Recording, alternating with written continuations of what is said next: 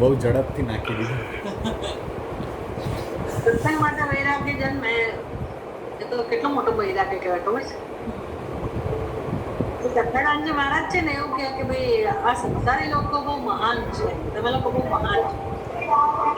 અમે તો નાની નાની વસ્તુને છોડી દીધી, ઘર બાર તમે તો ભગવાનને છોડી દીધું. વૈરાગ્ય મોટો કહેવાય. સાચી વાત છે. આવી ગયા બધા મોટે ભાગે. સારું છે. બે ત્રણ જણા દેખાયા છે.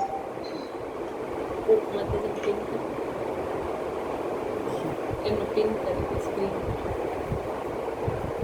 કોનો માઇક્રોફોન કોઈનો લાગે છે ચાલુ છે? મરસી તમારું નિધિ ઓકે. બંધ કરી.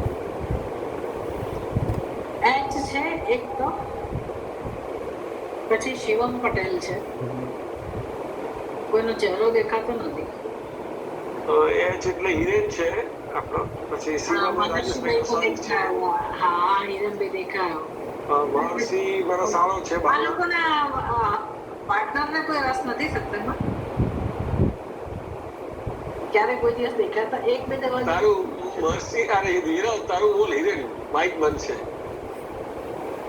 જોડે જ છે માતાજી. જોડે જ છે તો સારું. દર્શન થતા નથી ને? દર્શન કરાવ દર્શન ભાઈ. બધા હાજરી બધા જમતા જમતા જોવે છે કે ઊંઘતા ઊંઘતા ખબર પડી ગઈ મને. પછી બીજા પણ એક મહર્ષિ રાજેશભાઈ છે. રાજેશભાઈ આપણે બરોડાથી માતાજી અને મહર્ષિ મારા સાળા છે. ઓકે, એક હજી કોઈક છે પણ એમનો કોઈ ચહેરો કે કશું નથી. શિવમ શિવમ રાજેશભાઈ નો સન. ઓકે, અચ્છા, રાજેશભાઈ નો સન છે. હા, ઓહ, એવું છે. એને રસ છે વળી સત્સંગમાં? હા હા, ના રસ ને ઘણો સારો રસ છે. એટલે ચહેરા પર લાગે છે કે વેરી ગુડ, લકી. સત્સંગમાં રસ હોય બહુ મોટી વસ્તુ છે, બહુ મોટી વસ્તુ. ચાલો હવે હું છે ને એમાં રેકોર્ડિંગનો કેમ જતું રહ્યું? તમે ઉપર જે 4 વસ્તુઓ હતી ને રેકોર્ડિંગ માટેની, માતાજી સ્ક્રીનમાં left hand right hand side, sorry right hand સાઈડમાં છે ને એક પેલી પેનલ જેવી ઊભું દેખાશે તમને. લેપટોપનો ઉપર. અચ્છા, લેપટોપમાં કદાચ ઉપર આવે તમારા લેપટોપમાં એક પેલી 4 બટન વાળી પેનલ હશે. સામના સત્સંગમાં કર્યો ખરો એમ? હા, પણ એ બધું ડિસેપિયર કેમ થઈ ગયું? માતાજી એમાં ગેલેરીમાં જવું પડશે તો દેખાશે સત્સંગ. એ ગેલેરીમાં જઈશું ને તો દેખાશે સત્સંગ. ગેલેરીમાં છે તો ડેસ્કટોપ પરથી ઉપર 4 પટ્ટી દેખાય. ના ના, એ કે જે રેકોર્ડ કર્યું હતું એ 4 ડિસેપિયર થઈ ગયું. અત્યારે પટ્ટી એમને તો પછી ના, નીચે આવી ગયું છે એટલે નીચે આવી ગયું છે. ઓકે, નીચે એનું પેલું તો દેખાય છે પણ મને એમાં જે રેકોર્ડ થયેલા છે ને એનું અને સ્ક્રીન રેકોર્ડિંગ એ દેખાય છે. પણ જે તમે મને શીખવાડ્યું હતું હા કે રેકોર્ડિંગ કરતી વખતે જે આપણે કરવાનું છે, ફ્રેમ બનાવવાની છે, હા, that doesn't, I don't see that. બધી વસ્તુઓ જતી રહી. નીચે રનમાં સ્ક્રીન રેકોર્ડ કરો છો? તો હવે એવું કરો, તમે લોકો રેકોર્ડિંગ કરો. હા ભલે. હા, અમે તો ચાલુ જ છે અમારે રેકોર્ડિંગ. હું ખાલી ઓડિયો રેકોર્ડિંગ કરું છું. ઓકે, હા માતાજી.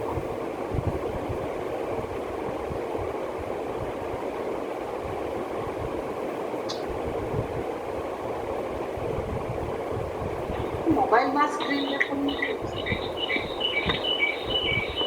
ઓમ સહનાવતુ સહનૌ ભુનક્તુ સહ વીર્યં કરવાવહૈ તેજસ્વિનાવધીતમસ્તુ મા વિદ્વિષાવહૈ.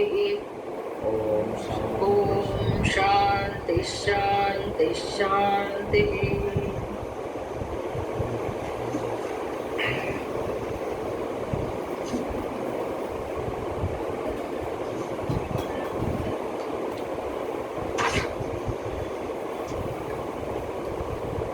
છઠ્ઠો ધ્યાન શ્લોક છે ને એ આપણે જોઈએ. પારાશદ્ય વચ્ચે સરોજ મમલમ ગીતાર્થ ગંધોત્કટમ નાનાખ્યાનક કેસરમ હરિકથા સંબોધના બોધિતમ. એક પંક્તિ. બીજી પંક્તિ લોકે સજ્જન ષટ્પદૈ અહ વિપીયમાન મુદા ભૂયાદ ભારત પંકજમ કલિમલ પ્રધ્વંસી નઃ શ્રેયસે. આમાં આપણે કઈ પ્રાર્થના કરીએ છીએ? ભગવદ્ ગીતાનું કયા પ્રકાર અનુસંધાન થાય છે? પારાશર્ય વચઃ સરોજમ અમલમ ગીતાર્થ ગંધોત્કટમ. એટલે ભગવદ્ ગીતા એનો જે ઉપદેશ છે એ કેવા પ્રકારનો છે? પારાશર્ય વચઃ સરોજમ. સરોજમ એટલે કમળ. અને એ ક્યાંથી કોણે ઉપદેશ ગ્રથિત કર્યો? પારાશર્ય વચઃ. પારાશર્ય પરાશર પુત્ર પારાશર્ય તે વ્યાસજીની રચના. એને કમળની ઉપમા આપવામાં આવી. ગીતાર્થ અમલમ સરોજમ. ગીતાર્થ છે ગીતાનો ઉપદેશ છે એ કોના જેવો છે? તો કે કમળ સમાન છે. અને એ ક્યાંથી પ્રગટ થયેલો છે? તો કે વાણીમાંથી, વ્યાસજીના એમની રચના છે. અમલમ એટલે અત્યંત શુદ્ધ છે. ગંધોત્કટમ અત્યંત સુગંધી છે આ ઉપદેશ. નાનાખ્યાનક કેસરમ હરિકથા સંબોધના બોધિતમ. નાનાખ્યાન અનેક કથાઓ જેમાં રહેલી છે એવું જે મહાભારત છે. હરિકથા સંબોધના બોધિતમ એમાં ભગવાનની કથા છે, ભગવાનના સ્વરૂપનો ઉપદેશ છે. ભગવાનને સંબોધીને જે છે કમળમાં જેટલી વસ્તુ હોય ને એ બધી ઉપમા અહીંયા આપી છે. એટલે કમળની પાંખડીઓ પણ હોય, કમળની અંદર સરસ મજાની સુગંધ પણ હોય, કમળ સરસ રીતે ખીલેલું હોય, અને એમાં જે વચ્ચે ભૂમકેસર હોય બધા, તો એ હરિકથા એ જે જુદી જુદી પાંખડીઓ છે એ અનેક પ્રકારની હરિકથા છે. અને એમાં જે કેસર છે એ આ ગીતાના અર્થ સમાન છે, ઉપદેશ સમાન છે. અને એનું જે કમળની અંદર એક રસ હોય. હવે આપણને ખબર ના પડે, આપણે બહુ એના માટે સ્થૂળ દ્રષ્ટિવાળા છીએ. ફૂલોનો સ્વાદ માણવા માટે આપણે ફૂલોને જોઈ શકીએ, સ્પર્શી શકીએ, સુગંધી શકીએ, પણ ફૂલોમાં જે રસ છે એનો સ્વાદ લેવાનું સામર્થ્ય, એને માણવાનું સામર્થ્ય ભગવાને ભ્રમરની અંદર મૂકેલું છે. એટલે બ્રહ્માંડને ખબર છે એ ગમે તે ફૂલ હોય તેના પર જઈને એમાં રહેલો એનો જે વિશેષ પ્રકારનો જે રસ છે એનો આસ્વાદ ભ્રમર પોતાને જે ભગવાને ઇન્દ્રિય આપી છે એના દ્વારા એ માણતો હોય છે. એટલે ષટ્પદૈહી, ષટ્પદ એટલે જેને 6 પગ છે એવું ભ્રમર. ભ્રમર હંમેશા ફૂલોના રસનો સ્વાદ માણે. એવી રીતે કમળ પુષ્પ હોય તો એની અંદર જે બધી જે પુંકેસર છે, એની અંદર જે માધુર્ય, મધુરતા છે, મધુર રસ છે, એનો સ્વાદ જેમ ભ્રમર લેતો હોય એવી રીતે લોકે સજ્જન ષટ્પદૈહી, જે સજ્જનો જેની વૃત્તિ સાત્વિક છે અને જેને જ્ઞાનમાં રસ છે એવા સજ્જન લોકો, સાત્વિક વૃત્તિના મનુષ્યો, ભક્તો જે છે એ આ મહાભારતની અંદર જે પણ બધી કથાઓ દ્વારા ઉપદેશ આપવામાં આવેલો છે એનું પાન કરે છે. પીયમાનમ મુદા. એટલે કયું કમળ છે? ભારત પંકજમ. ભારત એટલે મહાભારત. મહાભારતની મધ્યમાં ગીતાનો ઉપદેશ પ્રાપ્ત થાય છે ને, એટલે મહાભારતને અહીંયા કમળ કહેવામાં આવ્યું. અને એની અંદર અનેક પ્રકારની કથાઓ અને પરમાત્માને સંબોધીને બધો ઉપદેશ રહેલો છે. અને એમાં ગીતાનો ઉપદેશ ખાસ કરીને મોક્ષ માટે ઉપયોગી એવો જ ઉપદેશ છે. એનો સ્વાદ ગ્રહણ કરનારા, એને સમજનારા સ્થૂળ બુદ્ધિના લોકો ના હોઈ શકે. સંસારી બુદ્ધિના મનુષ્યોને એમાં રસ ના પડે, સમજ પણ ના પડે, એને કોઈ આકર્ષણ ના હોય. એટલે સજ્જન ષટ્પદૈહી. તો કોને રસ પડ્યા હરિકથામાં, ઉપદેશમાં, ભગવાનના ઉપદેશમાં, ભગવાનની વાણીમાં, ગીતાના ઉપદેશમાં કે મહાભારતની અંદર જે પણ પરમાત્માને ધ્યાનમાં રાખીને ચર્ચા કરવામાં આવી હોય એવા જ્ઞાનમાં આવા સજ્જનોને રસ પડે.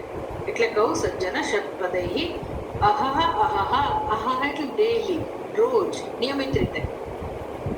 પેપીયમાનમ, એનો સ્વાદ લઈ રહ્યા છે આ લોકો. રોજ રોજ એનો સત્સંગ કરી અને એનો સ્વાદ માણે છે અને આનંદિત થાય છે, પ્રેમથી સ્વાદ માણે છે, પ્રેમથી એનું સેવન કરે છે. બધા જો એ આવું કરી રહ્યા છે, અમે આવો સત્સંગ કરીએ છીએ અને ભગવાનના ઉપદેશનો સમજવાનો પ્રયાસ કરીએ છીએ, તો અમારી એક જ ઈચ્છા હોય કે અમારું જીવન ઉજ્જવળ બને, અમારા જીવનમાંથી દુઃખની નિવૃત્તિ થાય.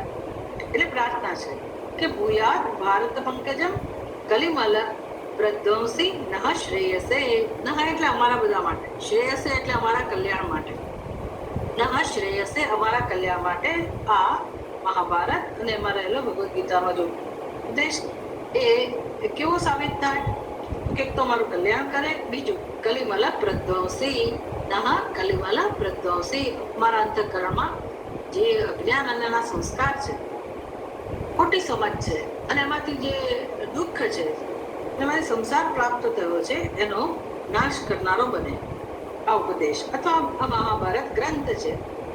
અને ભગવદ્ ગીતા જેમાં રહેલી છે એમાં જે ઉપદેશ છે એ અમારા માટે જ્ઞાન અને એમાંથી જન્મેલું કાર્ય એટલે કે અમારા જીવનમાં રહેલું દુઃખ અને જે કે અશુદ્ધિ છે એનો નાશ કરનારું બને, આવી પ્રાર્થના છે. એ પછીનો શ્લોક આપણે આવતી વખતે જોઈશું. હવે આપણે 13મા અધ્યાયમાં જઈએ. શ્રી ભગવાન વાચ, તમારે બોલવાનું છે. શ્રી ભગવાન ઉવાચ અમાનિત્વમદં વિદ્વમ અમાનિત્વમ મદંબિત્વમ અહિંસા ક્ષાંતિરાર્જવમ અહિંસા ક્ષાંતિરાર્જવમ અહિંસા ક્ષાંતિરાર્જવમ અહિંસા ક્ષાંતિરાર્જવમ આચાર્યોપાસનમ શૌચમ આચાર્યોપાસનમ શૌચમ ધૈર્યમાત્મવિનિગ્રહ. ધૈર્યમાત્મવિનિગ્રહ. શાંતિ અને શાંતિ બે શબ્દો છે.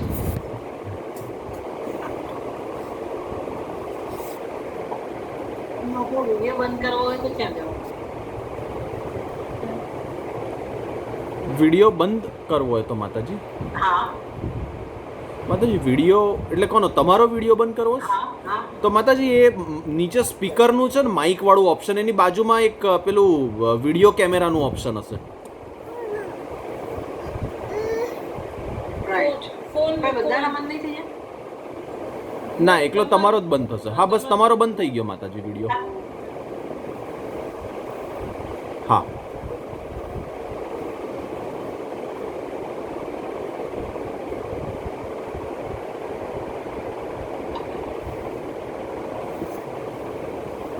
હા સારું, મને પણ શીખવા મળે જોડે જોડે બધી વસ્તુ. બધાને ટ્રેનિંગ, બધાને બધું શીખવા મળવું જોઈએ ને. તો જુઓ, આપણે અમાનિત્વ જોયું, અદંભિત્વ જોયું, અહિંસા જોયું, 3 મૂલ્યો જોયા. હવે એની પછીનું મૂલ્ય છે ક્ષાંતિ. શાંતિ રાર્જવમ એવું લખેલું છે, એટલે એની સંધિ છૂટી પાડવાની. શાંતિ અને આર્જવમ એવો શબ્દ છે. શાંતિ અને શાંતિ સરખા જ દેખાય, પણ શાંતિ વસ્તુ જુદી છે અને ક્ષાંતિ વસ્તુ જુદી છે. એટલે સંસ્કૃત ભાષામાં હંમેશા વિસર્ગ હોય. એ સ્વતંત્ર રીતે જ્યારે એની ચર્ચા થતી હોય વિષયની, તો એમાં વિસર્ગનું ઉચ્ચારણ કરવું જોઈએ. એટલે ક્ષાંતિ ગુજરાતીમાં બોલાય, પણ સંસ્કૃતમાં આપણે વાત કરતા હોઈએ વિષયને તો ક્ષાંતિ અને આર્જવમ. વિસર્ગ અને અ મળીને ર થઈ જાય, એટલે સંધિ થયા પછી જે શબ્દ છે ક્ષાંતિ રાર્જવમ આવું છે.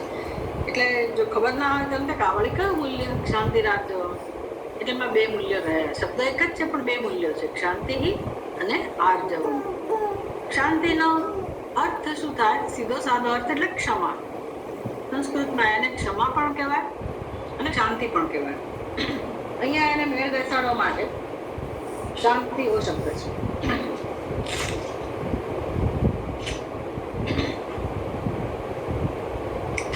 શાંતિ એટલે ક્ષમા. ક્ષમાની શી જરૂર છે? મોક્ષ માટે શી જરૂર છે? અને આપણા જીવનમાં રોજબરોજના જીવનમાં એની શું ઉપયોગિતા છે. પહેલા તો આ બધા મૂલ્યો એટલે આમ તો જોવા જઈએ તો એની સાચી સમજ જેમ જેમ આપણને આવતી જાય કે આ મૂલ્યોનો અર્થ શું થાય ખરેખર, અને પછી આપણે જ્યારે પરમાત્મા તત્વને સમજવા માંગતા હોઈએ, એવી ઈચ્છા હોય આપણી કે મારે તત્વને સમજવું છે, પરમાત્માને સમજવો છે. હવે આ પરમાત્મા સમજવાની વસ્તુ છે તો વેદાંતના વિદ્યાર્થીઓને જ ખબર હોય. આવું ગીતાનો સત્સંગ કરે ને ત્યારે જ આપણને આ સમજાય. નહીં તો મોટા ભાગના લોકો મુમુક્ષો સાધકો ઘણા ઉત્તમ કક્ષાના સાધકો હોય તો પણ એની એવી સમજ હોય કે પરમાત્મા દર્શનનો વિષય છે, એટલે ભગવાનને મેળવવાની વસ્તુ, ભગવાન મેળવવાનો વિષય છે, ભગવાન દર્શન કરવાનો વિષય છે, એવી એની સમજ હોય. આપણી પણ સમજ એવી હોય કે મારે ભગવાનના દર્શન કરવાની ઈચ્છા આપણી હોય, પણ એ તો પછી જ્યારે ગીતાનો સત્સંગ કરીએ, ઉપનિષદનો સત્સંગ કરીએ, વેદાંતનો સત્સંગ કરીએ ત્યારે આપણને ધીરે ધીરે એ વસ્તુ સમજાય કે પરમાત્મા મેળવવાની વસ્તુ નથી, અને પરમાત્મા મેળવવાની વસ્તુ હોય જ ના શકે. જે મેળવવાની વસ્તુ હોય એ પરમાત્મા ના હોય. આમ તો તમે જો એકદમ વિચક્ષણ બુદ્ધિવાળા હો, એ છીએ જ હોય એટલે શું, તો આપણે ઘણું બધું ટૂંકમાં આપણને સમજાય ને એવી રીતે આપણે આપણા નિયમો બનાવી શકીએ.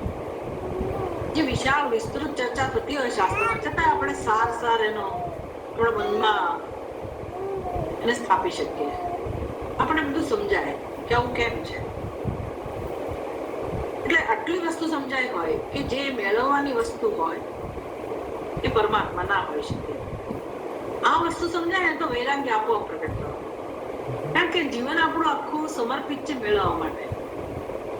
અને દુઃખ કેમ છે તો કે મારી પાસે આ નથી, એટલે હવે કોની પાસે શું નથી એ વ્યક્તિ પોતે જાણે. દરેક વ્યક્તિ પોતે લિસ્ટ બનાવે તો ખબર પડે. તો મોટે ભાગે આપણી નજર ક્યાં હોય, મારી પાસે શું નથી, મારા જીવનમાં શું નથી, નથી એની યાદી હોય, અને નથી એનો દુઃખ હોય. મોટે ભાગે અભાવને કારણે આપણને દુઃખનો અનુભવ થતો હોય. એટલે પછી સુખી થવા માટે હું શું કરું તો કે જે નથી એને મેળવવો હોય, એને પ્રાપ્ત કરવો. પછી પ્રાપ્ત કરવાનો ઉપાય જે પણ હોય એ એના પાછળ આપણે લાગી જઈએ, એને આપણે જીવનની યોજના બનાવીએ. એના સંસાર એટલે સંસારનું સ્વરૂપ સમજવા માટે આ બધી વસ્તુઓ બહુ જ મહત્વની છે કે સંસાર ખરેખર શું વસ્તુ છે. એટલે ભવ એવો શબ્દ તમે સાંભળ્યો હશે, ભવ સમુદ્ર, સંસાર સમુદ્ર, ભવ સંસાર, ભવ શબ્દ સાંભળેલો છે ને, ખબર છે ને. આ લોકો જેનો વિડીયો ચાલુ ના હોય પણ એ લોકો સાંભળતા હોય છે. હા માતાજી, જવાબ કેમ નથી આપતો? હા, બધા સાંભળે છે. જવાબ પછી કોઈ બે જણા જવાબદારી નથી જવાબ આપવાનો, એવું છે. તમારા મોં ના દેખાડો તો કઈ નહીં, પણ જવાબ તો અપાય ને.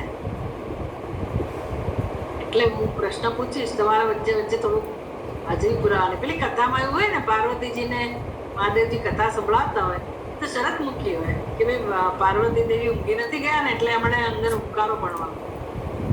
એવી કથા છે, ખબર છે? ભાગવત ને બધા લોકો જે કથા કરતા હોય ને, તમે સાંભળ્યું તો ખબર હશે. ના કહો ને માતાજી. શું કહું? એ કથા કોની કથા ભાગવત ની અંદર, ભાગવત ની કથા શરૂઆત થાય તો આવી જ થાય એમ માનવું. એટલે પહેલેથી શિવજી કહી દે કે તમારે એક જ શરતે હું કથા કહીશ કે તમારા વચ્ચે એવું કહેવાનું. એટલે બધા મહાત્માઓ કથા કરે ને તો આવી શરત મૂકે તો તમારે વચ્ચે વચ્ચે હરે હરે કૃષ્ણ કૃષ્ણ આવું બોલવાનું. શું કામ તો કે પૂરેપૂરી સંભાવના છે કે આ કથાના શ્રવણ કરતા કરતા માણસ સમાધિમાં જતો ઊંડી સમાધિમાં જતો રહે તો હવે કથા બિચારા કહીએ કે બોલનારને ખબર ના હોય કે આ વ્યક્તિ ક્યાં પહોંચી ગઈ. એટલે પાર્વતીને એવું જ થયું. શિવજી બિચારા એમણે કથા શરૂ કરી અને પાર્વતી દેવીને ઊંઘ આવી ગઈ. એટલે હવે એની સાથે જે પોપટ હતો ને એ જગ્યામાં એ પોપટે હુંકારો પડ્યો માતાજીની બદલે, પાર્વતી દેવીની બદલે. અને પોપટે ઘણી બધી કથા સાંભળી. પછી જયારે સમાધિમાંથી જાગ્યા પાર્વતી દેવી અને શિવજી કંઈક પ્રશ્ન પૂછ્યો તો માતાજીએ ખરેખર તો પૂછ્યું કે શું શું વાત બની ને અથવા એને જવાબ ના આવડ્યું, કશું થયું. તો મહાદેવજી કહે છે તો હુંકારો કોણ ભણતું?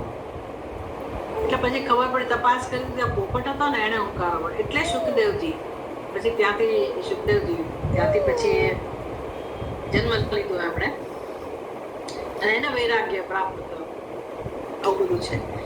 એટલે આ કથામાં સત્સંગમાં એવી સંભાવના છે કે લોકો ઊંઘી જાય. આ તો તમે લોકો તો બધા સિન્સિયર છો એટલે મને એવી ચિંતા નથી, પણ કદાચ વરસાદ આવતો હોય આમ જોડવાનું મન થઈ જાય બહાર, કે ચાની ચુસ્કી લેવાનું મન થાય, એવી સંભાવના છે. એટલે હું પૂછું ને તો મને થોડો કોઈ જવાબ આપે તો મને એમ લાગે કે કંઈક હું બોલું છું એ જાય તો છે અમુક જગ્યાએ, એટલે હું પૂછું છું. તો સારું, મેં કયા પ્રશ્ન પૂછ્યો હતો?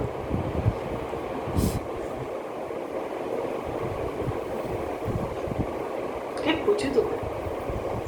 ભવ શબ્દનો અર્થ તમે હા, વેરી ગુડ. ભવ શબ્દ તમે સાંભળ્યો છે ને? ભવ સંસાર, ભવ એટલે સંસાર, ભવ સમુદ્ર પણ આપણે કહીએ છીએ.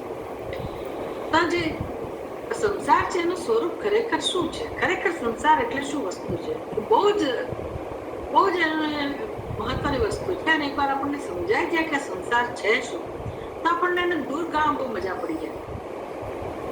પછી આપણે ઉત્સાહિત થઈને કામ કરીએ અને સાચી દિશામાં કામ કરીએ. એટલે સંસાર, ભવ એને સંસાર કહેવાય. તો ભવ જે શબ્દ છે શેમાંથી બન્યો? તો સંસ્કૃત ભાષામાં એક ધાતુ છે ભૂ, અને રૂટ કહેવાય. રૂટ, મૂળભૂત ધાતુ ભૂ એટલે બનવું. ભૂત જે શબ્દ છે ને પંચમહાભૂત, આપણે પણ ભૂત કહેવાઈએ અને જળ પદાર્થો પણ ભૂત કહેવાય. એટલે જે સર્જાયેલું છે ને ભૂત કહેવાય. પેલા ભૂત નહીં હો, પેલા પીપળા ઉપર અને લીપડા ઉપર બેઠેલા એવા ભૂત નહીં, ભૂત પ્રેત નહીં, પણ બધા જીવને ભૂત કહેવાય. એટલે એ ભૂત પાસ્ટ પાર્ટિસિપલ શબ્દ છે. ભૂ ધાતુમાંથી જે બનેલું છે ને ભૂત કહેવાય. તો ભૂ ધાતુનો અર્થ શું થાય? તો કે બનવું. તો સંસાર શબ્દ શેમાંથી છે? તો કે બનવાની પ્રક્રિયામાંથી. હવે બનવાની પ્રક્રિયા આપણા જીવનમાં કેવી રીતે થાય છે? દરેક જીવ એ સંસારી કેમ કહેવાય છે? તો જુઓ, તમે વિચાર કરશો તો સમજાશે કે આપણા જીવનમાં શું બની રહ્યું છે. સતત કંઈક ઘટના બની ગઈ છે. આપણે આપણા અંતઃકરણમાં તપાસીએ તો સમજાય કે આપણે જેવા છીએ ને એનાથી આપણને મજા નથી. એ અંદર કંઈક ખૂટે છે. હવે અંદર જે ખૂટે છે કાં તો કોઈ વસ્તુનો અભાવ છે, એ મારે કાં તો અભાવ દૂર કરવાની મને જરૂરિયાત જણાય, અને જેનો અભાવ છે એને હું મેળવવા માટે પ્રયાસ કરું. એ કોઈ બહારની વસ્તુ હોય, વિષય હોય, વ્યક્તિ હોય, અનુભવ હોય, ગમે તે મને જે ચાલે છે, જેના વગર નથી ગમતું, જે ખૂટે છે એને હું ભરપાઈ કરવાનો પ્રયાસ કરું. બીજો કયો પ્રયાસ હોય તો કે મારામાં, ધારો કે હું ગરીબ હોઉં તો મને ખૂટે કે હું ક્યારે ધનવાન બનું. હું અભણ હોઉં તો મારી અંદર તેવી ઈચ્છા હોય તો હું કંઈક શીખી લઉં. આમ જે વસ્તુ એની પ્રાપ્તિથી કે એના કર્મથી પરિવર્તન લાવવાથી મારામાં પરિવર્તન આવવું જોઈએ, અને એ પરિવર્તન લાવવાથી મને સુખ મળશે, આવો આપણી બુદ્ધિમાં ખ્યાલ છે, આવી સમજ છે. બધાની અંદર આવી સમજ છે. એટલે જેની જે પ્રકારની સમજ હોય, જેને જે ચાલતું હોય એ દિશામાં માણસ પ્રયાસ કરે પરિવર્તન લાવી અને હું સુખી થઈશ એવો ખ્યાલ હોય. તો થોડુંક પરિવર્તન આવ્યું ત્યાં મારી બુદ્ધિ મને બીજી વસ્તુ દેખાડે કે આ ખૂટે છે, એટલે વળી એ મેળવવાનું. એ આપણે મેળવે તો ઠીક છે, ન મળે તો વળી એનું દુઃખ હોય, પણ ત્યાં ત્રીજો વિષય જણાય. એમ બાલ્યાવસ્થામાં આપણી આસક્તિ શેમાં હોય તો કે રમકડામાં, ચોકલેટમાં, એ બધામાં. બાલ અવસ્થાવત ક્રીડાસક્તા, ત્યાં રમત ગમતમાં આસક્તિ કે એ બધું મેળવીને હું આનંદ મેળવીશ. એટલે હું છું એ બરાબર નથી, મને આનંદ નથી, એટલે હું કશુંક મેળવું અને આનંદ અનુભવ કરું. પછી તરુણ અવસ્થાવત તરુણી સત્તા. શંકરાચાર્યજી તો મુખ્ય સ્ટેપની વાત કરે આપણા જીવનના તબક્કાની. વચ્ચે આપણે હોમવર્ક કરી લેવાનું કે બાલ્યાવસ્થાથી કિશોર અવસ્થામાં આપણે શું કર્યું, કિશોર અવસ્થાથી શરૂ કરીને તરુણ અવસ્થામાં શું કર્યું, એટલે કે આપણા ચિત્તમાં શેનું આકર્ષણ હતું, શેનું મહત્વ હતું, શું મેળવવા માટેની લાલસા હતી. તો ઉંમરને પ્રમાણે આપણી અંદર જે બધા આવેગો હોય અને બુદ્ધિમાં જે એવી સમજ હોય એને ધ્યાનમાં રાખીને આપણે કર્મ કરીએ અને એ વસ્તુને મેળવવાનો પ્રયાસ કરીએ. એ મેળવવાના પ્રયાસ પાછળ ગણતરી શું હોય છે, તો કે હું સુખી થઉં અને મારી અંદર પરિવર્તન આવે, હું જે છું એ બરાબર નથી, પરિવર્તન આવે એટલે હું કંઈક બનું. વૃદ્ધાવસ્થા સુધી અંદર આ જ પ્રોસેસ ચાલે છે આપણા મનમાં, અંતઃકરણમાં. અને આ પરિવર્તન લાવવાની પ્રક્રિયામાં એના ભાગરૂપે આપણે જે કર્મ કરીએ છીએ એ આપણું જીવન છે. એમાંથી જેટલું પરિવર્તન આવ્યું એવા આપણે બન્યા, એવા સંસ્કાર આપણા થયા. પણ આ પરિવર્તનનો અંત જ નથી આવ્યો, કારણ કે આપણે પૂર્ણ બનવું છે આપણને ખબર નથી. એટલે હવે ગમે તેટલું હું મેળવું, ગમે તેટલી માત્રામાં મેળવું, ગમે તેટલા જન્મો સુધી મેળવું, ગમે તે રીતે મેળવું, બ્રહ્માંડમાં જે શ્રેષ્ઠ જગ્યા હોય ત્યાં હું જઉં, એટલો વૈભવ મેળવું, એટલું સુખ મેળવું, એટલું સૌંદર્ય મેળવું, સંપત્તિ મેળવું, તો પણ આપણને સંતોષ થવાની સંભાવના નથી. એટલે આ જે બનવાની પ્રક્રિયા છે ને એ આપણને, પેલા તમે બળદને કેમ આગળ ગાજર લટકાવેલું ફર્યા કરે, ગાજર મળે તો નહીં, બિચારો બળદ ગોળ ગોળ ફર્યા જ કરે સવારથી સાંજ સુધી. એટલે માણસ પછી એ બળદની બુદ્ધિ જે છે ને એનો દુરુપયોગ કરે, લાલચ આપે અને પછી એનું તેલ કઢાવવા માટે એને ફેરવો હોય તો આમ તો ના ફરે, એટલે એની સામે આવું મૂક્યું હોય આકર્ષણ. એમાં જગતમાં ભગવાન જાત જાતના આકર્ષણ મૂકેલા છે અને આપણે એની લાલચમાં જન્મોથી આમ જન્મ મૃત્યુ ફર્યા કરીએ છીએ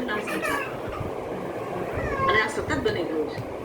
સતત આપણા મનમાં આ પ્રક્રિયા બની રહી છે. પેલા અંદર હોય, અંદર સંકલ્પ થાય, પણ એ પરિવર્તન લાવવાનો જે સંકલ્પ છે મારી અંદર, એક સંસારનો મૂળ છે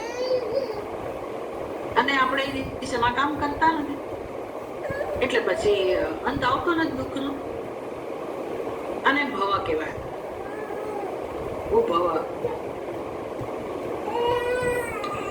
તો મોક્ષ તો જોઈએ જ છે, પણ હવે ભગવાનની વ્યાખ્યા એ કરી કે જે મેળવવાની વસ્તુ છે એ ક્યારે ભગવાન હોઈ શકે છે. હવે આપણે સાધક કહેવાઈએ, ભક્ત કહેવાઈએ, તો હવે આપણા મનમાં કદાચ જગતના વિષયો મેળવવાની ઈચ્છા ના હોય, હવે આપણને એમાં બહુ રસ ના હોય, પણ ભગવાનમાં રસ હોય, પરમાત્માને મેળવવા છે. એટલે આ જે સંસાર પ્રાપ્ત થયો છે એ મેળવવાના એની ગણતરીને કારણે, અને જેટલી મેળવેલી વસ્તુ છે એ વસ્તુ હંમેશા નાશવંત હોય. જે પણ સર્જાય, જે પણ ઉત્પન્ન થાય, જે કર્મથી પ્રાપ્ત થાય, એ પરિવર્તનથી પ્રાપ્ત થાય, એનો સ્વભાવ વિનાશશીલ જ હોય. એટલે જો ભગવાન એમાંનો એક વિષય હોય તે પણ નાશવંત હોય તો એવું એને ભગવાન કહેવાય જ નહીં. એટલે સરળ વ્યાખ્યા થઈ ગઈ કે ભગવાન મેળવવાની વસ્તુ ના હોય અને જે કે મેળવવાનો વિષય છે, મળી શકે એમ છે, એ ભગવાન ના હોય. તો હવે મને જો ભગવાનમાં જ રસ હોય તો એનો અર્થ સંસાર પ્રત્યે વૈરાગ્ય જન્મી શકે, આ સમજ હોય કે ભાઈ આ સંસારમાંથી હું ગમે તે મેળવીશ પણ ભગવાન તો નહીં જ મળે. એનો અર્થ કે મારે મારી અંદર પરિવર્તન લાવવાની જરૂર નથી, જો મેળવવાની જરૂર નથી તો પરિવર્તન લાવવાની જરૂર નથી. એ તો બહુ મોટી શાંતિની વાત થઈ ગઈ. હા, એ અભાવ ચાલતો તો દુઃખી હતા તો એ મારી સમજ ખોટી છે, કારણ કે અભાવ દૂર થયા પછી પણ મને કે સુખ કે પૂર્ણતા મળવાની નથી. અને સુખ અને પૂર્ણતા ભગવાનનો સ્વભાવ હોય, ભગવાનમાં રસ છે, ભગવાન મેળવવાનો વિષય નથી. અને તો પછી ભગવાનનું સ્વરૂપ કેવું હોય? જો મેળવવાનો વિષય ના હોય તો એ વસ્તુ કેવી હોય? હવે તમે મને કહો કે જે વસ્તુ ઉત્પન્ન કરવાની ના હોય, બહારથી મેળવવાની ના હોય, કર્મફળ રૂપે પ્રાપ્ત થનારી ના હોય, તો એ વસ્તુ કેવી હોય?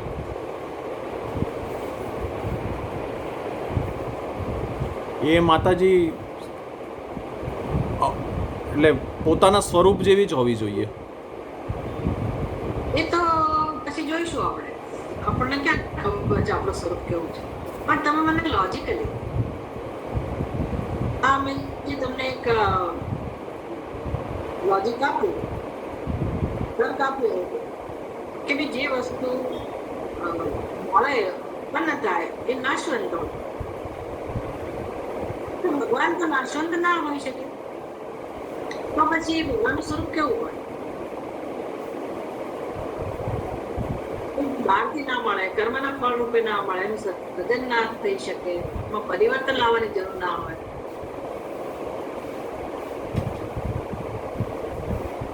એટલે એ પ્રાપ્ત જ છે માતાજી.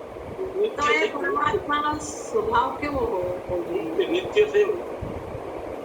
કરેક્ટ. એટલે ચલો અઘરો શબ્દ આપણને હજી નિત્ય લાગતો હોય, પણ આપણે સાદી ભાષામાં એવું કહી શકીએ કે હોવું જ જોઈએ. ખરું કે નહીં? જો એને હું ક્યાંયથી બહારથી મેળવી શકું એમ ના હોઉં, પરિવર્તનથી એને મેળવી ના શકાય, કર્મથી ના મેળવી શકાય, કોઈ બીજી રીતે મેળવી ના શકાય, એ મેળવવાની વસ્તુ આ તો ભગવાન નથી. પણ એવું તો આપણા માટે શક્ય નથી, કારણ કે શાસ્ત્ર તો ભગવાનની વાત કરે જ છે, અને ભગવાન હોવો જ જોઈએ. તો હોય તો કેવો હોય? મેળવવાનો વિષય ના હોય. મેળવવાનો વિષય ના હોય એનો શું તો એ હોવો જ જોઈએ. હવે ક્યારે હોવો જોઈએ? હોવો જ જોઈએ એટલે શું? કાળમાં, વર્તમાન કાળમાં, ભવિષ્ય કાળમાં, ત્રણેય કાળમાં હોવો જ જોઈએ. એટલે અત્યારે હોવો જ જોઈએ. ત્યારે આ ક્ષણે પણ હોવો જ જોઈએ. બીજો પ્રશ્ન, ક્યાં હોવો જોઈએ? સર્વત્ર. કોઈ એક જગ્યામાં હોય તો પણ લિમિટેડ થઈ ગયો, મર્યાદિત થઈ ગયો. એટલે એનું સ્વરૂપ કેવું હોવું જોઈએ? કે સર્વત્ર હોવું જોઈએ. સર્વત્ર એટલે કે મારામાં હોવું જોઈએ કે નહીં? હા, સર્વત્ર કઈ હા. એટલે પોતાનામાં હોવો જોઈએ કે ના હોય? હોવો જોઈએ, હોવો જોઈએ. તો બધા પ્રાણી પદાર્થોમાં તુચ્છમાં તુચ્છ જંતુ હોય એમાં હોવો જોઈએ કે ના હોય? હોવો જોઈએ. અને આ ધરતી ઉપર કે બ્રહ્માંડમાં કે ક્યાંય પણ કોઈ પણ લોક હોય ત્યાં પણ એ હોવો જ જોઈએ. નક્કી થઈ ગયો ને? એને પણ નિત્ય કહેવાય કે નહીં? સત્ય કહેવાય કે નહીં? સત્ય કહો, નિત્ય કહો, એક તો કાળના સંદર્ભમાં હંમેશા હોય, સ્થળના સંદર્ભમાં બધે જ હોય, અને બધા નામ રૂપમાં. હા હા બોલો. કોણ પૂછે? આપણામાંથી કોઈ નથી ને? સારું. એટલે હવે એ હોય તો બધે જ હોય, પછી બધામાં હોય, બધે સમય હોય અને બધામાં હોય.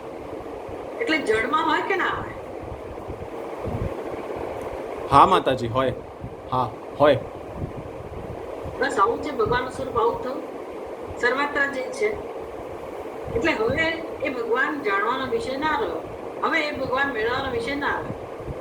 એટલે તમે કીધું ને, મેળવવાનો વિષય ભગવાન ના હોય.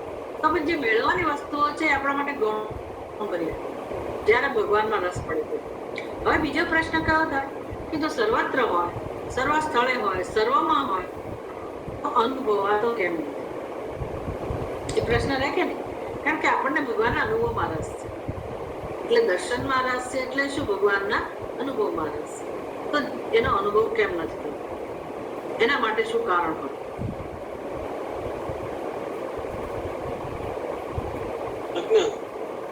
ઓળખતા નથી. બરાબર છે? આપણે એને ઓળખતા નથી. એટલે હવે ભગવાન વિષય તો છે, પણ એ શેનો વિષય રહ્યો? મેળવવાનો નથી, ઉત્પન્ન કરવાનો નથી, શેનો વિષય? જાણવાનો, ઓળખવાનો, અનુભવવાનું. એવું છે કે માની લો કે 10મો છોકરો, તમને 10મા છોકરાની કથા ખબર છે? 10 છોકરાની કથા ખબર છે? તમે કઈ રીતે હા. બધાને લીધી. ના, હા. નથી ખબર. તમે ના. કઈ કીધું? Very good. ચાલો, 10 છોકરાઓ એક વખત પિકનિકમાં ગયા. આપણે કેટલા જણા થયા છે જવા માટે? 12 11 જણા થયા છે. આ કથામાંથી શીખવાનું છે. આવી રીતે આપણે જેમ પિકનિકમાં જવા નક્કી કરે, 10 છોકરાઓ પિકનિકમાં જવા નક્કી કરે, અને એને બધાને રજા મળી કે જાઓ તમે. પણ જે મોટો છોકરો હતો ને એને કહેવામાં આવ્યું કે તારી જવાબદારી કે તું બધાને લઈ જા અને પછી બધાને પાછો લઈ આવજે સાચવીને. એટલે હા, એટલે બધા ગયા. પછી છોકરાઓના વચ્ચે થયું કે ભાઈ ચલો આપણે ગણી લઈએ. મુખ્ય જે લીડર હતો ને એને થયું કે આપણે બધાને ગણી લઈએ. એટલે બધા છોકરાને ઉભા રાખ્યા. પછી ગણતરી શરૂ કરી. ખબર છે કેટલા છોકરાઓ એને ગણ્યા? 9 છોકરાઓ થયા. 9 છોકરાઓ થયા એટલે એને આઘાત લાગ્યો, કારણ કે જવાબદારી હતી ને એની. એટલે જરાક અપસેટ થઈ ગયો. છોકરાઓને જરા કહે છે કે તમે શાંત થઈ જાઓ અને બધા થોડા લાઈનમાં ઉભા રહો. પરિવાર ગણ્યું તોય 9 થયા. ડાબીથી જમણી તરફ ગણ્યું 9 થયા. જમણેથી ડાબી બાજુ ગણતરી કરી તો પણ 9 થયા. હાઈટ પ્રમાણે ઉભા રાખ્યા તો પણ 9 થયા. આલ્ફાબેટિકલી ગણ્યા તો પણ 9 થયા. અને બધા છોકરાને થયું કઈ ગરબડ છે એટલે એક છોકરો ખોવાયો. એટલે પછી ગ્રુપ બનાવીને મોકલ્યા કે ભાઈ એક ગ્રુપ આ બાજુ જાય દક્ષિણમાં, એક ઉત્તરમાં, એક પૂર્વમાં, પશ્ચિમમાં, કોઈને જંગલમાં, કોઈને પર્વતની પાછળની બાજુ, કોઈને નદી બાજુ, એમ બધી બાજુ છોકરા દોડાવે. બધા બિચારા આફળા પાપડા થઈને 3-4 કલાક ખૂબ બધો રજળપાટ કરીને પાછા ભેગા થયા અને પાછી ગણતરી શરૂ કરી. તો કેટલા થયા? તમને શું લાગે છે કેટલા થયા? કોઈ કે કીધું ને કે 10મો મળ્યો, 9 જ થયા, પાછા 9. બિચારા રડવાસ ચહેરે અમે નિરાશ થઈને બેઠેલા છે. અને ત્યાં પછી કોઈ એક વટે માર્ગો નીકળ્યો, મોટી ઉંમરના કોઈ કાકા કે છોકરાઓ કેમ તમે દુઃખી છો, શું થયું તમને? એટલે બિચારાએ બધી વાત કરી કે અમે આવી રીતે પ્રવાસમાં આવેલા છીએ અને અમારામાંથી એક છોકરો નાશ પામ્યો નથી, ખોવાઈ ગયો, તો ઘરે કેમ પાછા જવું? બહુ બિચારા દુઃખી છે. અને પેલા કાકાએ તો નજર નાખી ત્યાં અને ગણતરી સમજાઈ ગઈ. એને થયું છે તો 10 જ, આ લોકો કેમ 9 કહે છે? એટલે એમણે કહ્યું કે તમે ચિંતા ના કરો, 10મો છોકરો જ છે, એ નાશ નથી પામ્યો, મરી નથી ગયો, એ છે. એટલે પેલા બધા લોકોને થોડો ઉત્સાહ જન્મ્યો કે એને એમ કે કાકાને રસ્તામાં મળ્યો હશે, કે કાકાએ જોયો હશે, હમણાં કહેશે આપણને. તો કાકાએ એવું કશું કહ્યું નહીં. અને છતાં કાકા કહે છે ચિંતા ના કરો, 10મો છોકરો છે, પણ કે ક્યાં છે બતાવો તો ખરા. કે બધા શાંતિથી એક લાઈનમાં ઉભા રહો.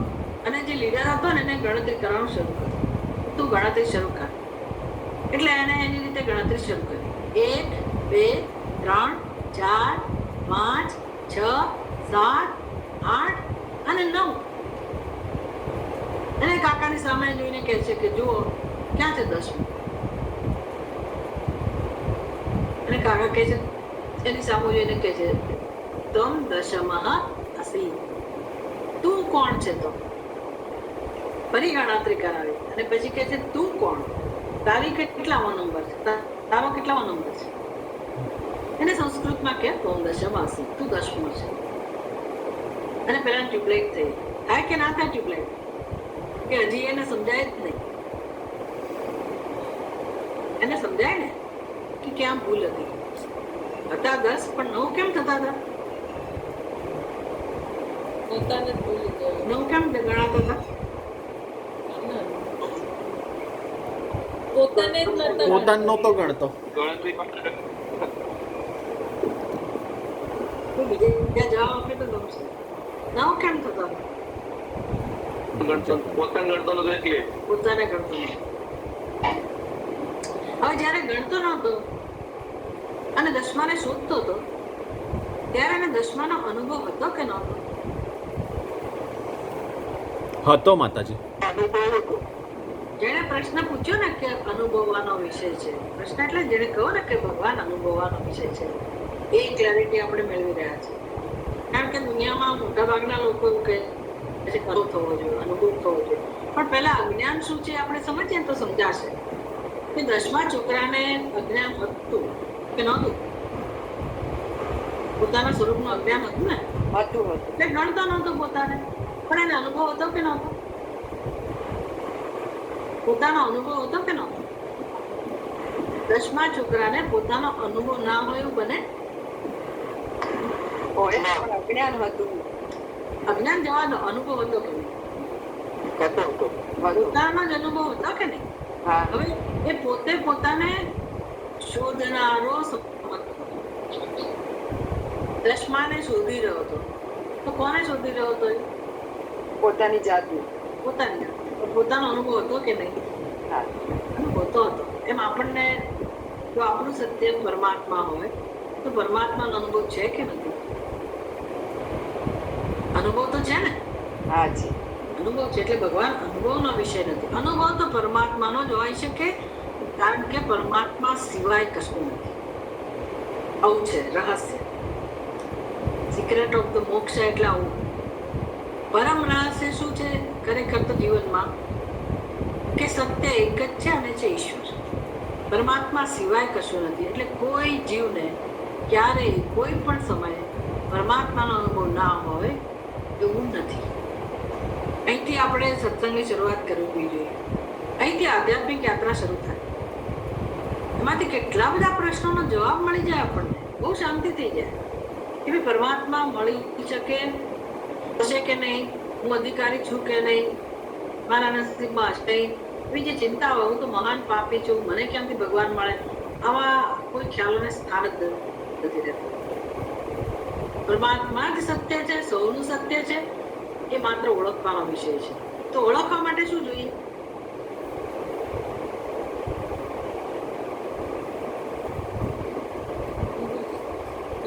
ઓળખવા માટે શું જોઈએ? જ્ઞાનેન્દ્રિય જોઈએ, કર્મેન્દ્રિય જોઈએ? હા, જ્ઞાન. ચલો ઠીક છે, જ્ઞાન. જ્ઞાન ક્યાં થાય? બુદ્ધિમાં. એટલે ઓળખવા માટે શું જોઈએ? બુદ્ધિ. માણસની બુદ્ધિ. બરાબર ને? પશુ પક્ષીઓને પણ બુદ્ધિ હોય.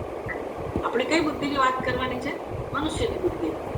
સત્સંગ આપણા માટે છે, પશુ પક્ષીઓ માટે તો છે નહીં. તો આપણને ભગવાને બુદ્ધિ આપી છે કે નથી આપી? આપી છે. એટલી મોટી કૃપા થઈ ગઈ મને કહો. જેનાથી ઓળખી શકાય બુદ્ધિ છે, એટલે કે મનુષ્યનો દેહ આપેલો છે, બુદ્ધિ આપેલી છે, જ્યાં જ્ઞાન પ્રાપ્ત થઈ શકે. પરમાત્મા પોતે સિદ્ધ જ છે, એટલે પ્રાપ્ત કરવાની વસ્તુ પણ નથી. હવે કયો પ્રશ્ન લો? ઓળખવાનો. ઓળખવાનું સાધન છે બુદ્ધિ. હવે શું બાકી રહે છે? બુદ્ધિ પણ છે ને પરમાત્મા પણ છે. હવે બાકી શું રહે છે?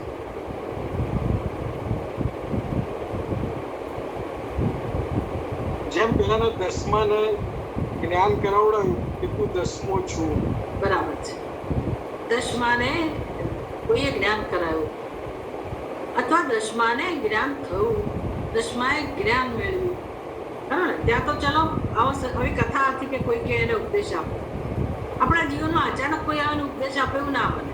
આપણે શોધી જ રહ્યા છીએ પરમાત્મામાં રસ જ છે. આપણે પુરુષાર્થ કરી રહ્યા છીએ અને પ્રાર્થના કરીએ છીએ, અને આ બધી વસ્તુ આપણને સમજાય તો હવે કોની જરૂરિયાત છે જીવનમાં? તો કે મને પરમાત્માની ઓળખ થાય એટલી જરૂર છે. એટલે ઓળખાણ માટે પરમાત્મા જાણવાનો વિષય છે એવી એક મારામાં સમજ હોવી જોઈએ. પરમાત્મા ઓળખનો જ વિષય છે. બીજું, ઓળખ કરાવનાર કોઈ જોઈએ, એને આપણે શું કહીએ છીએ? પરમાત્માની ઓળખ કરાવે ગુરુ. એને શું કહેવાય? ગુરુ. ગુરુ ગોવિંદ દોનો ખડે इसको लागू पाए. પછી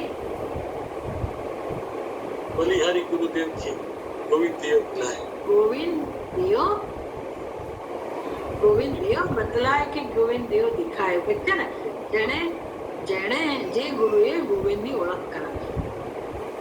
ગોવિંદમાં જ રસ છે આપણને, પણ બલિહારી ગુરુદેવ કી, બલિહારી ગુરુ આપ કી, આપની કૃપા કે આપે મને શું કર્યું? ગોવિંદનો પરિચય કરાવ્યો. ઉલટ ભઈ મોરે નયન નખી. આ શબ્દો સાંભળ્યા તમે કે?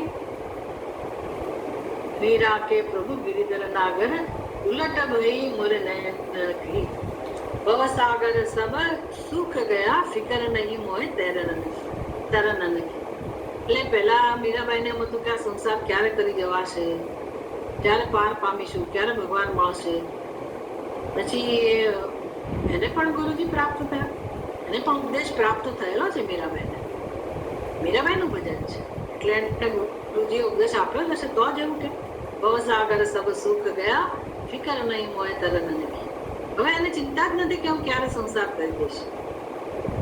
એનો સંસાર સુકાઈ ગયો. સંસાર સુકાઈ ગયો એટલે શું? સંસાર ક્યારે હતો જ નહીં, એનો તેવો થયો. આવું એને સમજાવ્યું કે સંસાર નામની વસ્તુ છે જ નહીં. ભવસાગર સબ સુખ ગયા, ફિકર નહીં મોહે तैरन की मीरा के प्रभु गिरधर नागर ઉલટ ભઈ મોરે નયન નખી. ઉલટ ભઈ મેરે નયન નખી એટલે પહેલા મીરાબાઈ બહાર જોતા હતા, શોધી રહ્યા હતા ભગવાનને. પછી ઉલટ ભઈ એટલે શું? ભગવાન એને કેવી રીતે પ્રાપ્ત થયા? આત્મરૂપે, પોતાના સ્વ સ્વરૂપે. પોતાના સ્વરૂપને ઓળખી લીધું તો મીરાબાઈ રહ્યા જ નહીં.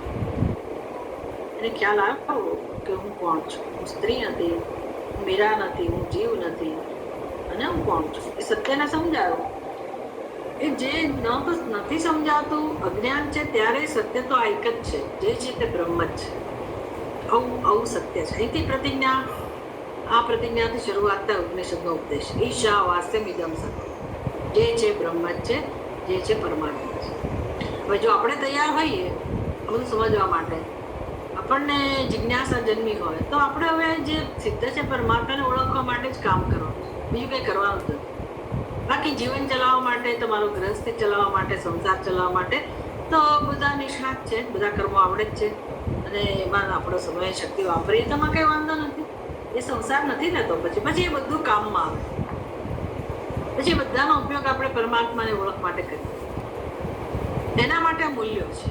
ત્યાં ક્ષમા શેના માટે? તો કે જો બધું જ પરમાત્મા હોય તો હું જેની સાથે જીવું છું, મારા સ્વજનો, મારા આસપાસના પદાર્થો, પ્રાણી પદાર્થો, સમસ્ત જગત એ પરમાત્મા જ હોવું જોઈએ. તો મારે બધામાં રહેલા પરમાત્માને ઓળખવાનું એક જ કામ કરવાનું છે. તો આપણે કોની સાથે વ્યવહાર કરીએ છીએ? ખરેખર પરમાત્મા સાથે વ્યવહાર કરી રહ્યા છે, પણ આપણી બુદ્ધિમાં તો કોનું દર્શન છે? આપણી જે રીતે ઓળખ છે, બરાબર ને? આપણે જેને જેવી રીતે ઓળખીએ છીએ એ રીતે આપણે વ્યવહાર કરીએ છીએ.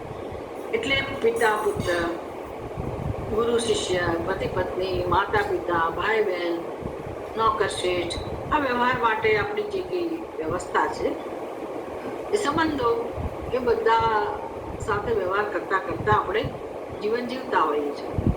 હવે જે બધામાં પરમાત્મા હોય અને આપણે ઓળખી શકીએ એવી વ્યવસ્થા હોય અને સમજાઈ જાય તો આપણો બધા સાથેનો વ્યવહાર કેવો હોય?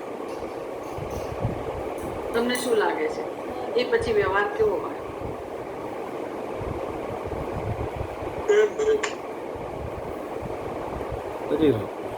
રાગ દ્વેષ આસક્તિ એ બધું વગરનો, એટલે સારા જોઈએ ને સારો પણ સિચ્યુએશન જે રીતની હોય એ રીતનો હોય વ્યવહાર. માતાજી પછી પણ તમને એકવાર ભલે હજી બધું સમજાવું ના હોય, પણ આટલું બુદ્ધિમાં આપણને તાર્કિક રીતે પણ આટલું સમજાય કે જો ઈશ્વર જ સત્ય હોય બધાનો, તો હું જેની સાથે જીવન જીવું છું, જેની સાથે પણ લેણદેણ છે, જેની સાથે વ્યવહાર થયો, એનું પરમ સત્ય પણ પરમાત્મા જ છે છેવટે. આટલો નિશ્ચય તો થઈ જાય. મને ભલે દેખાય નહીં, એ વ્યક્તિના વ્યવહારમાં કશું દેખાય નહીં, એમાં નજીકના લોકોમાં તો આપણને ક્યારે ના દેખાય. આમાં ભગવાન હોય, બીજે બધે દેખાય. યુટ્યુબ ઉપર ને જાતની ચેનલો ઉપર ને ગમે તે લોકો વેશભૂષા કરીને બેઠેલા હોય ને બધું, તો આપણે ત્યાં તરત ઝૂકી જઈએ કે હા ત્યાં ભગવાન.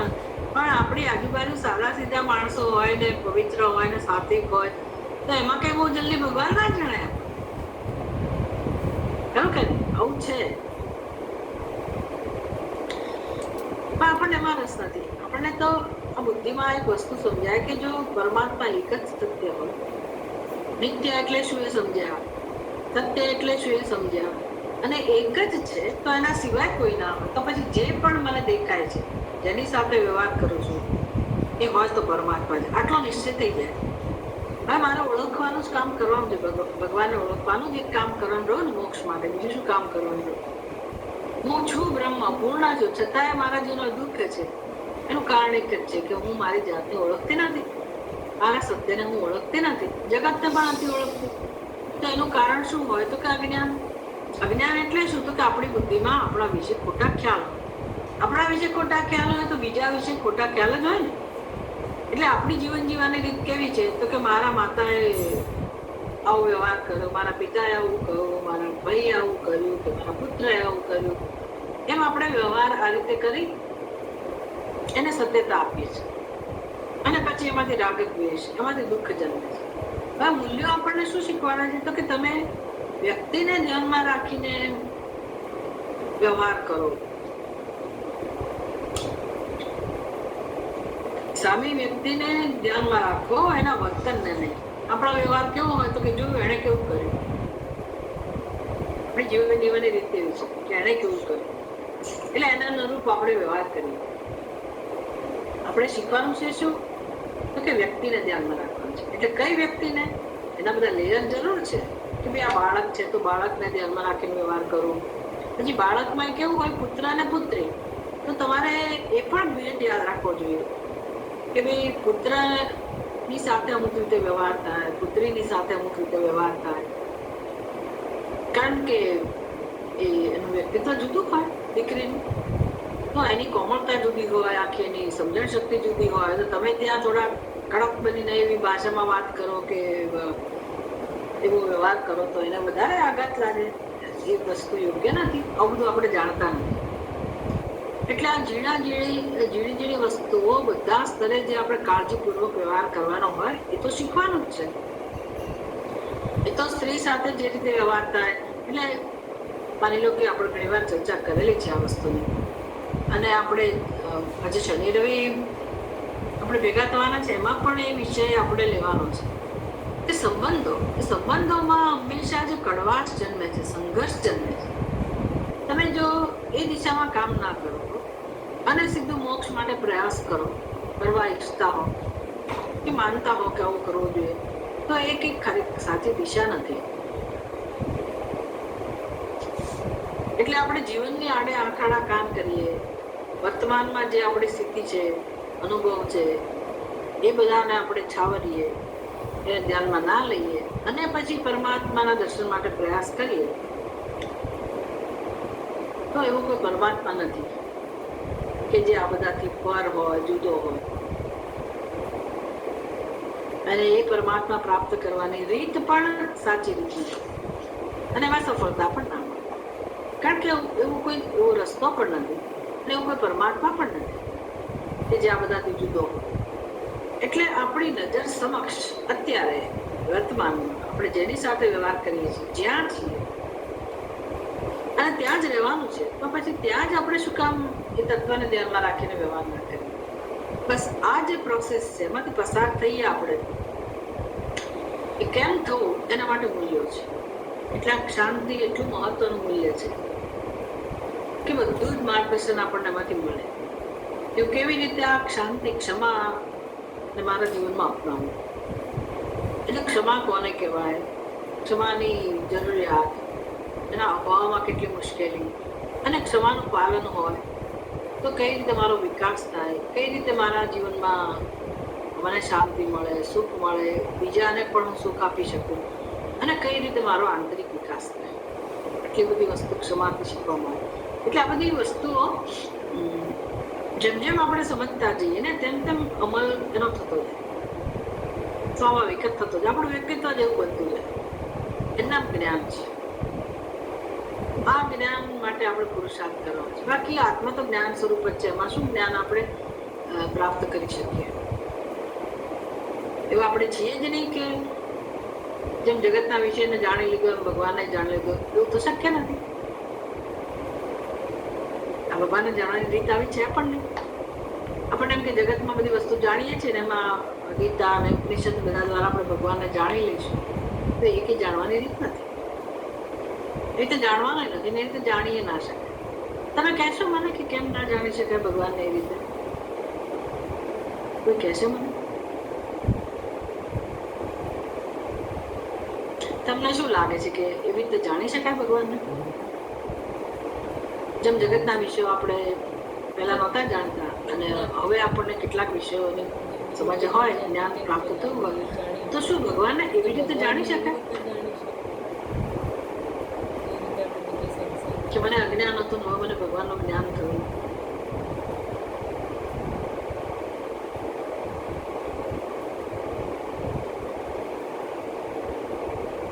એટલે દસમાની કથા કહી. દસમા હવે દસમાને જાણી લે, પછી એવું કહે કે હવે મને દસમાનું જ્ઞાન થઈ ગયું.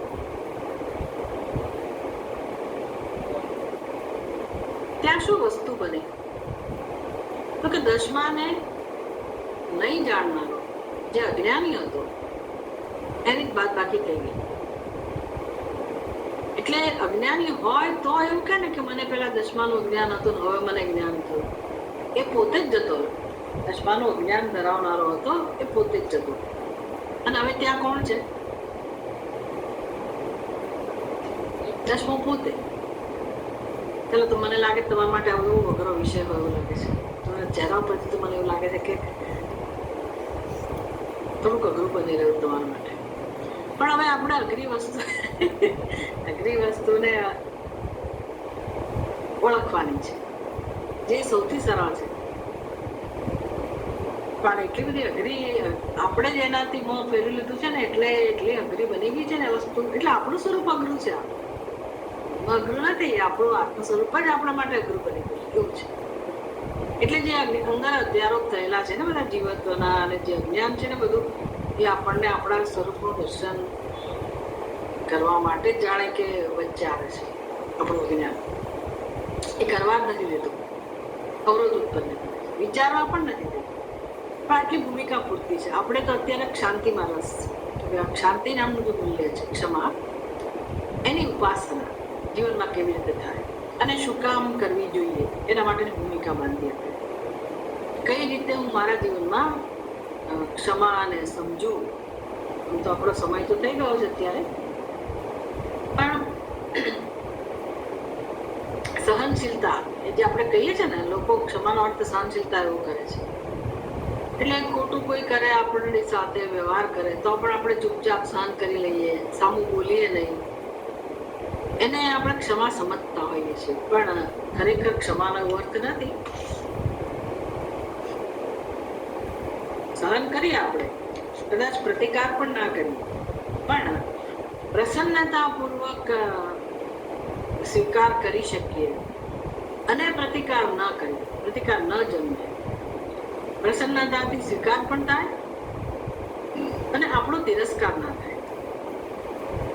આવું ક્યારે મને બરાબર બધું સમજાયું હોય આપણને કે સામે વ્યક્તિનો જે વ્યવહાર છે એની પાછળના કયા કારણો છે, અને આપણે એને આપણી અંદર એવો ગુણ છે, એવી શક્તિ છે કે આ સમજથી આપણે સહન કરીએ. આંખો મીચીને કે જબરજસ્તી દાંત પીસીને કશું બોલ્યા વગર બસ ચલ કોણ સામે બોલે એવી રીતે સહન નથી કરવાનું. સામી વ્યક્તિની જે કઈ પરિસ્થિતિ છે, એનો વ્યવહાર છે, એ વ્યવહારને નહીં, એના વર્તનને નહીં, પણ એ કોણે વ્યવહાર કર્યો એને ધ્યાનમાં રાખવાનું. એનો વ્યવહાર જે છે ને એની પાછળ ઘણા બધા કારણો હોય. એ કારણોને આપણે સમજીએ તો વ્યક્તિ પ્રત્યે નફરત નહીં જન્મે. એટલે અરસપરસ જે બધા સંબંધો છે એમાં જે દ્વેષ જન્મે છે, નફરત જન્મે છે, કડવાશ જન્મે છે, પછી જીવનમાં અંતર ઉત્પન્ન થતું જાય છે. તો આપણે કે દૂર દૂરની વ્યક્તિ સાથે કેવા સંબંધો સ્થાપિત કરવા નથી જવાનું કે એમની વચ્ચે આપણી લાગણી બંધાય ને પ્રેમ સ્થપાય ને, તો ઠીક છે. પણ જેની સાથે જીવીએ છીએ ત્યાં તો આ કામ થઈ શકે કે ના થઈ શકે? તમને શું લાગે છે સહેલું ક્યાં છે? ત્યાં કામ કરવું સહેલું છે કે જગતના બીજા સંબંધોમાં કામ કરવું આ સહેલું છે? આમ જોવા જશો ને તો લોકોને એવું લાગશે કે બહાર સહેલું છે, અહીંયા કામ નહીં થાય. આ તો એનો સ્વભાવ નહીં બદલે, આખી જિંદગી એની સાથે રહ્યા એટલે એમાં કંઈ પરિવર્તન નહીં આવે અને એમાં આપણને રસે ના આવે, એનાથી મોં ફેરવી લીધું. એટલે આપણે બીજેથી થોડો ઘણો પણ ભાવ મળે, સંતોષ મળે, આપણે બીજાની સાથે સરખી રીતે વ્યવહાર કરી શકીએ કે બીજા આપણી સાથે સરખી રીતે વ્યવહાર કરતા હોય અને આપણને સારું લાગતું ને એને સારું લાગતું તો આપણે એ દિશામાં વધારે કામ કરીએ. મોટે ભાગે આવું હોય દુનિયામાં. પણ એ રસ્તો બરાબર છે કે આ જ્યારે આપણે આટલી ભૂમિકા સમજ્યા પછી, પરમ સત્યને જાણ્યા પછી અને આપણે ત્યાં પહોંચવું છે એટલી ઊંચાઈએ, તો મારા માટે કઈ વસ્તુ વધારે યોગ્ય છે? બધા રસ્તા ખુલ્લા છે, મને કોઈ ના પાડી શકે એમ નથી. પણ હું જ્યારે વિકાસ વિશે વિચારું, પરમાત્માની ઓળખ માટે વિચારું અને મારી બુદ્ધિને મારે તૈયાર કરવી હોય આ દર્શન માટે, ઈશ્વરના દર્શન માટે, ઈશ્વરની ઓળખ માટે, પોતાના આત્મરૂપે રહેલા ઈશ્વરની ઓળખ માટે, એના માટે જે અંતઃકરણ મારું તૈયાર થાય એ કેળવવામાં મને રસ હોય, તો મારા માટે વધારે સારો કયો ઉપાય છે કે જ્યાં હું રહું છું, જેની સાથે રહું છું, એક્સાઇઝ ગમે તે હોય, તમે ઓફિસમાં કામ કરતા હો તો ત્યાંના તમારી સાથે રહેનારા લોકો, ઘરમાં હોય તો ઘરમાં, આજુબાજુ ક્યાંય જીવનમાં આપણે એની સાથે વ્યવહાર કરવા જવાની જરૂર નથી. હું એમ નથી કહેતી કે એ બધાની સાથે વ્યવહાર કરવા જાઓ સામે, એમ નથી કહેતી, પણ હવે જીવનમાં જ્યારે આપણને મળ્યું જ છે, કંઈક એની પાછળ હેતુ હોય, કોઈ આપણી આજુબાજુ ભેગા થયા હોય જેને આપણે સ્વજનો કહીએ, એની પાછળનો હેતુ શું હોય? હેતુ એટલે કારણ. આપણે આનાથી પૂરું કરશું, તમે મને જવાબ આપો પછી આપણે પૂરું કરીએ. જેની સાથે આપણે રહીએ છીએ, જે આપણને મળ્યા છે સ્વજનો, માતા પિતા, ભાઈ બહેન, પતિ પત્ની, પુત્ર, જે પણ સંબંધો છે જેની સાથે આપણે રહીએ છીએ, એ બધા મળ્યા છે, એની પાછળનો હેતુ શું છે? બાકી હોય એની માટે. હા, ઋણાનું બંધ બાકી હોય એના માટે. તો તમે ક્યારે એમાંથી છટકી શકો? ના. તમે માની લો કે વ્યવહાર કરવાનું બંધ કરી દો, એમાં રસ ના લો, અને મોક્ષમાં પાછો રસ હોય. આ કોના માટે ચર્ચા છે? જેને મોક્ષમાં રસ છે એના માટે. બાકી બધા લોકો માટે રસ્તા ખુલ્લા છે કે તમે જે દિશામાં આગળ વધવું હોય તો વધી શકો, પણ જેને મોક્ષમાં રસ છે એણે તો આ બધું સમજવું જ પડે કે આ ઋણાનું બંધ જે છે, લેણદેણ છે, એ જ ભેગા થવાનું માટેનું કારણ છે. તો જ્યાં સુધી તમે એ કારણ દૂર નહીં કરો ત્યાં સુધી કાર્ય દૂર થવાનું છે. એટલે આ જન્મમાં તમે ગમે તેમ કરીને પૂરું કરો તો આવતા જન્મમાં તમે એનાથી છૂટી જઈ શકશો? લેણદેણ બાકી તો શું કરવું જોઈએ? કયો રસ્તો યોગ્ય છે? ઉત્તમ રસ્તો કયો છે? બુદ્ધિમાન મનુષ્ય કયા રસ્તા વિશે વિચારે?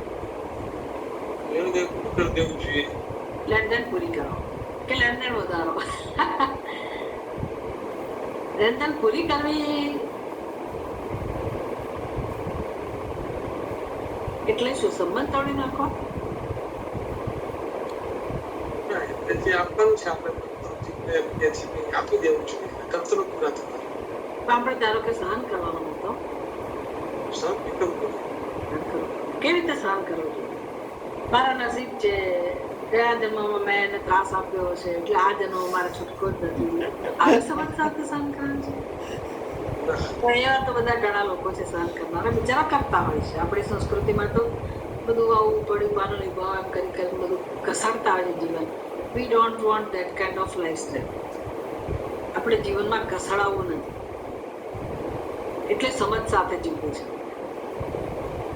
એટલે હવે જે છે એમાં એ વર્તનની પાછળ, વ્યવહારની પાછળ ઘણા બધા કારણો છે. મારે શું કરવાનું છે? તો કે મારે ધારો કે સહન કરવાનું છે તો હું કઈ રીતે તૈયાર થઉં? એ જે સમજ શક્તિ છે એમાંથી જે આપણો વ્યવહાર જન્મે, આપણું જે વર્તન વ્યવહાર હોય, કર્મ હોય, સમજમાંથી જન્મ્યું હોય, એ જે સમજ છે એને ક્ષમા કહીએ છીએ. એ જ વર્તનથી લેણદેણ ઓછી થાય. એક સમય એવો આવે કે આપણે સંપૂર્ણપણે એને ક્ષમા કરી શકીએ. એ ક્ષમા કરે કે નહીં એ મહત્વનું નથી, એ આપણે નથી જોવાનું. આપણે એનો સ્વીકાર કરી શકીએ. ક્યારે કરી શકીએ? તો કે વ્યક્તિને એનું જે અંદર ઊંડાણમાં જે સત્ય પડેલું છે ને એને ધ્યાનમાં રાખીને આપણે વ્યવહાર કરીએ તો આપણી અંદરથી દયા, કરુણા, પ્રેમ, સહાનુભૂતિ, ક્ષમા આ બધું જન્મે. બહાર લાગ્યો આ બધું એમ કે આ તો ખાલી બોલી નાખ્યું, આપણે ખાલી એની તો માહિતી મેળવી, પછી મારે જીવનમાં એ બધું અપનાવવાનું છે, કરવાનું છે એ પ્રકાર વ્યવહાર. પણ ક્ષમા શું કામ? એ તો ઘણું બધું આપણે એના વિશે ચર્ચા કરવાની છે, કરીશું. અત્યારે આટલી પૂરતી છે ક્ષમા વિશેની. પણ બહુ સરસ મૂલ્ય છે ક્ષમા. કેવી રીતે પહેલા તો આપણે માણસ તરીકે, સજ્જન તરીકે, પ્રેમાળ માણસ તરીકે આપણું જીવન જીવી શકીએ. એક વસ્તુ એ ક્ષમાથી આવા બની જવાય. એમાં દેખાવ ના કરવાનો હોય, આપોઆપ જ આપણું વ્યક્તિત્વ એવું બની જાય અને એમાં આનંદ છે. પણ એ ધીરે ધીરે પરિપક્વતા આવે, પછી એમાંથી આપણે સંત બનીએ અને પછી એમાંથી દેવત્વને પ્રાપ્ત થઈએ. આ રસ્તો છે વિકાસનો.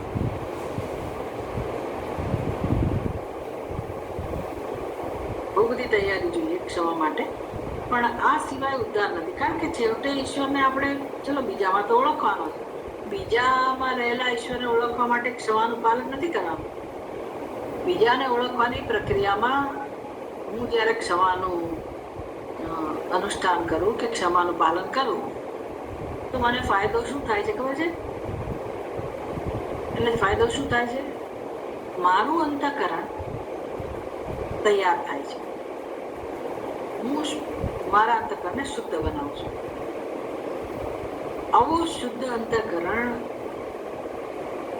મને કઈ રીતે ઉપયોગી થાય?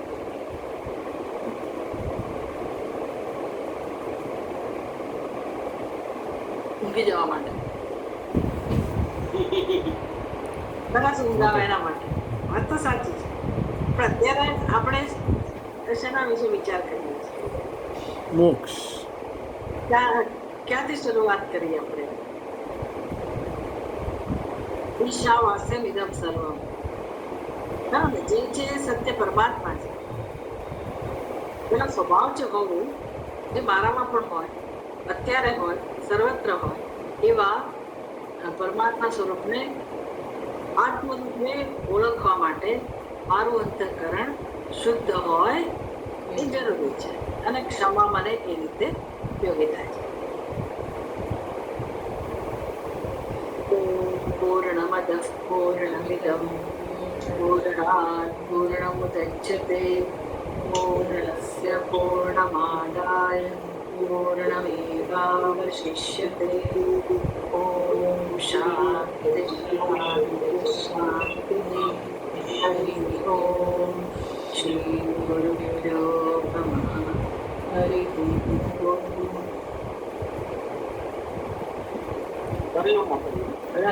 હરિઓમ માતાજી. હરિઓમ. હરિઓમ માતાજી.